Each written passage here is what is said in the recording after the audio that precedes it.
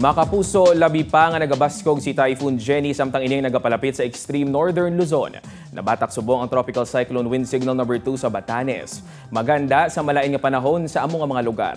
Signal number 1 sa Cagayan, lakip na ang Babuyan Islands, northern kag eastern portion sang Isabela, kabugusan sang Apayao, northeastern portion sang Abra, northern portion sang Kalinga kag kabugusan sang Ilocos Norte. Lauman diri ang mabaskog nga ulan nga may upod nga pagmadlo sang hangin sa masunod nga mga inoras.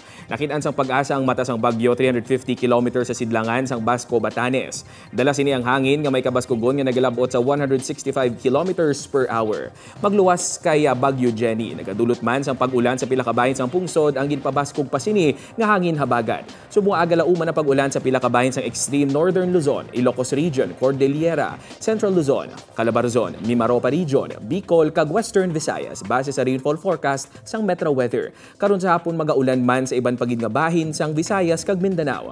Posible ang mabaskog nga ulan sa pila ka lugar gani maghanda sa pagbaha o kun landslide.